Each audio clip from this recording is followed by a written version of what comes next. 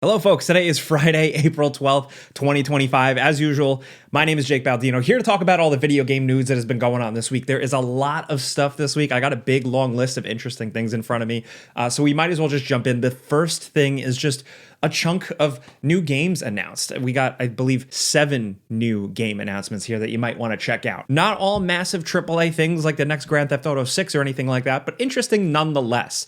The first one, though, to start, is called Helix. This is dubbed as an open world sandbox game. Make your own character, do whatever you want, do crime, live your life. There's a lot of skepticism about this one. I've noticed a lot of comments, a lot of people acknowledging that it kind of looks like the day before.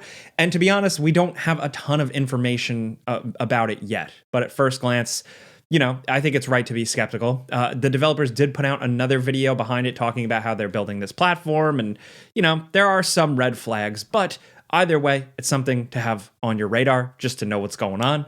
Also, check this out. This is Ikuma, the Frozen Compass.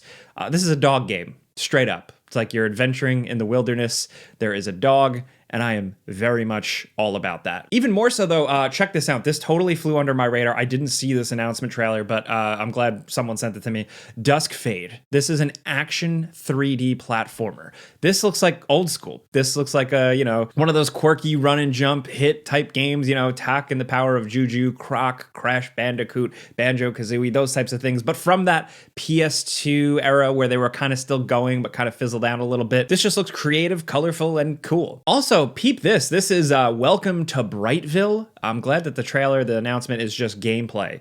This is like a first-person robot adventure where it seems like you're kind of an automaton-style robot stomping through this I guess like electropunk, diesel punk world. It looks heavily BioShock inspired, but also just got some cool robotics, some really cool world design, and I'm definitely keeping my eye on this one. It seems like a smaller project, but it seems like it's got big ambitions. Also, if you remember last week, we talked about the Nintendo Switch 2. I got my hands on the console, and I came away actually thinking the mouse gimmick was pretty interesting, but it's whether or not developers are actually going to support it. Here's an example, it seems like. Check out this. This is called Mousework. This is a 1 to 4 player kind of party style game with all these different mini games, but all these mini games creatively utilize the mouse input. I think there's definitely something there. There's potential. That could be a lot of fun. It kind of looks like a spiritual successor to Snipper Clips, but with a dash of Mario Party thrown in there. So we'll see how that goes. Also, check out Voidbreaker. This is from publisher PlayStack, who has been on a good run lately. They know what they're doing. They're also the people who published Balatro, among other things, but this is totally different. This is a pretty fast-paced roguelite first-person shooter. It looks super futuristic and flashy and fast, and apparently there's a bunch of gun modding stuff and environmental destruction. Sign me up for that. So those are some interesting game announcements from this week that may have slipped under your radar, but also a couple of announcements of like release dates and stuff. The first is The Alters. This game has been in the works for quite some time, as it has been delayed quite a bit, but now it finally has a new release date. This is releasing June 13th, and I'm really looking forward to this one. I think they're doing some interesting things with how the gameplay works and how it's multiple characters, but it's one character. Really, really creative. If it hasn't been on your radar yet, I definitely think you should put it on there if you like single player games. Also, Rematch got a release date. This is from the people behind Sifu, and this is a football/soccer game. This is releasing June 19th, and I'm really excited to see how this goes. I'm not really a sports person, but I love their approach to gameplay, so I'm still gonna try it. Also, Where Winds Meet got a new trailer. Not a concrete release date, but we now know that this like Chinese kind of action Souls-like game is releasing in 2025. So there you have it. A lot of rapid fire news to digest. I'll let you process for a second. Next up, in bummer news, Ubisoft is doing a Ubisoft again. They've been in the news so much recently, but this is for something I think more interesting, and in terms of like consumer rights stuff, I think it is important. Ubisoft is doubling down on the fact that like they think that you don't own your games. If you don't remember, gamers got together and filed a lawsuit in the state of California against Ubisoft, with them specifically shutting down The Crew. Players were not happy, players bought into the game only to have it unceremoniously shut down, and rightly so. Ubisoft has filed to dismiss this case. According to Polygon, doing a great job breaking down all this lawyer stuff, the Ubisoft is claiming that there was no reason for players to believe they were purchasing unfettered ownership rights in the game. Again, reiterating that a lot of companies have said before, but Ubisoft has kind of been at the forefront that you're just buying a limited access license for a game. You're not purchasing the game. This is awaiting certification as a class action lawsuit, and apparently the next update is going to be Ubisoft responding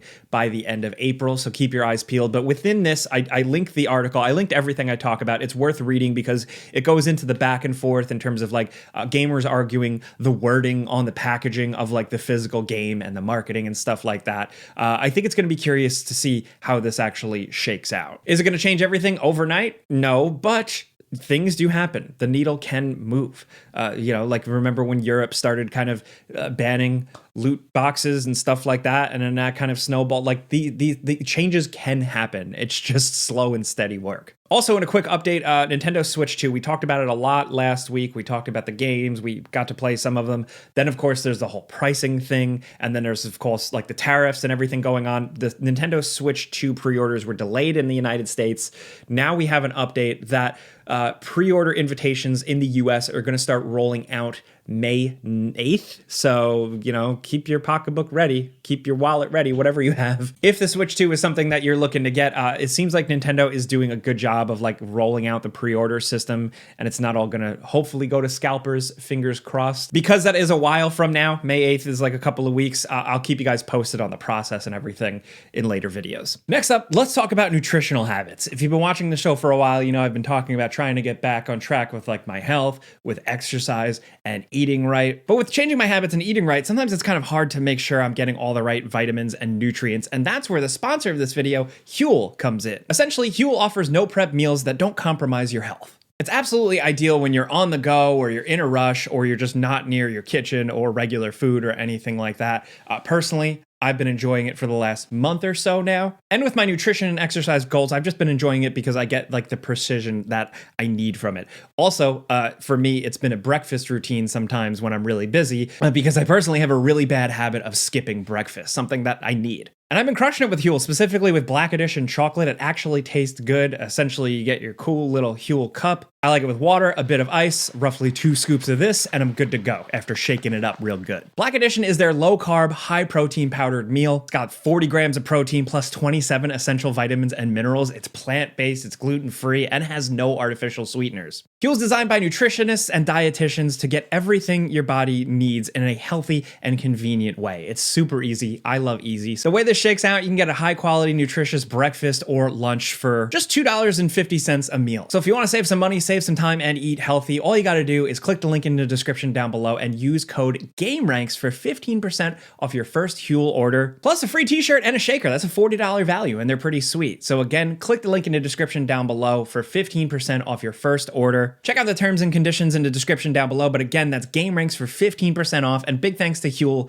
for sponsoring this video. Now let's get back to the news. Also, in quick news, Titanfall 3 to exist or not to exist. You've probably seen headlines flying around. Titanfall rumors coming hot and heavy, with leakers and insiders confirming that, essentially claiming that the game is near release, like close to completion, gonna have multiplayer and a campaign, only for that to be debunked by gaming insider reporter scooper guy Jeff Grubb. Jeff Grubb has a decent track record, gets a lot of things right, and even if I want him to be wrong, as a Titanfall fan, I want Titanfall to exist.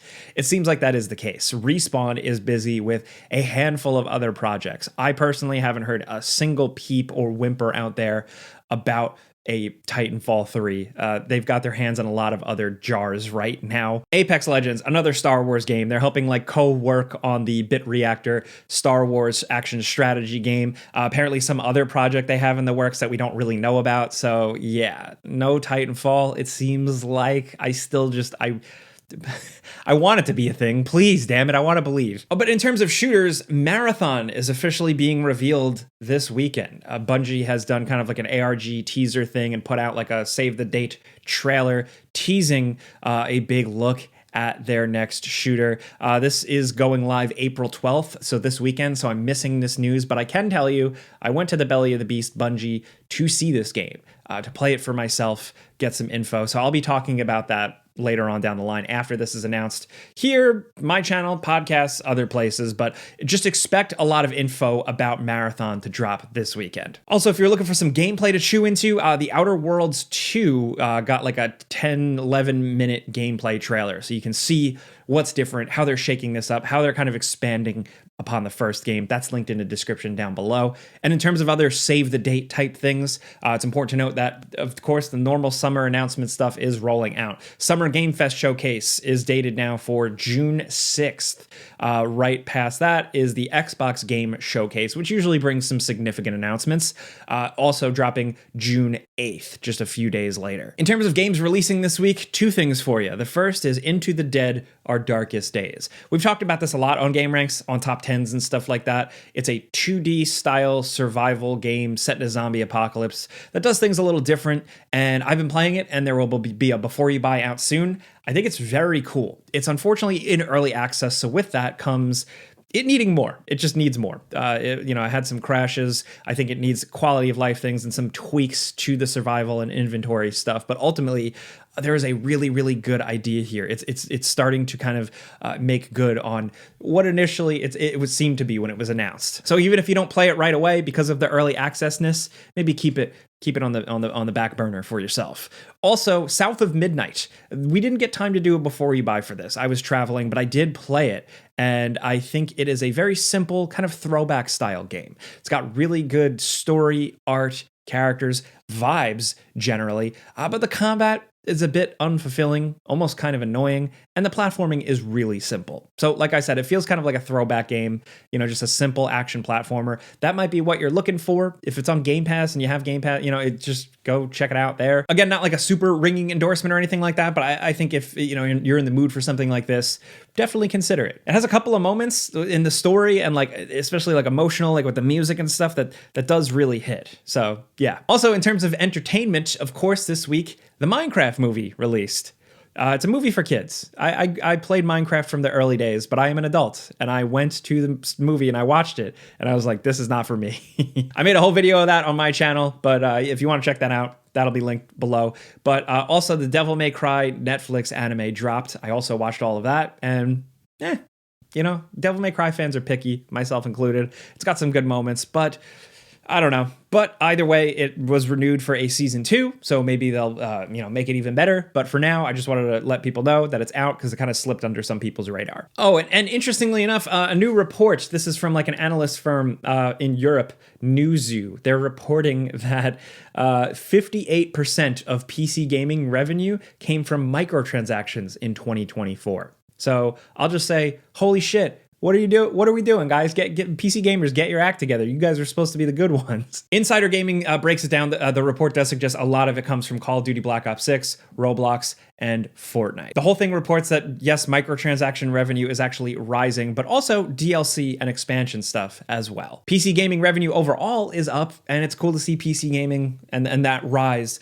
just continuing to trend upward. Either way, that's everything going on in the news this week. I just wanted to get you guys caught up real quick. I got to get back to working on a couple of before you buy videos. So let me know in the comments what you think about all those random game announcements we had. We had kind of a long list to rattle off. A lot of them are indie or AA. So let us know how you're feeling. Also, of course, all the stuff around the Nintendo Switch 2, the pre-order stuff, the pricing stuff. Did you get a pre-order in your territory? Are you waiting in the US and Canada? Where are you at? And Ubisoft thinking that you don't own your games. How do you feel about that? They might be right on paper, but damn it, I don't like it. It sucks. And Titanfall 3, do you think it's real or not? Let's talk about anything down in the comments. I'll be down there as much as possible, but of course, if you want to yell at me directly, Instagram, Twitter, all the YouTube, all those places at Jake Baldino. But thank you for coming around every Friday. I'm always here. I never miss to get you caught up real quick. Clicking a like button helps us. Thank you. But that's really it. All I ask of you now is to have a great weekend. Be safe. I'm Jake Baldino. Pizza's on me. For real.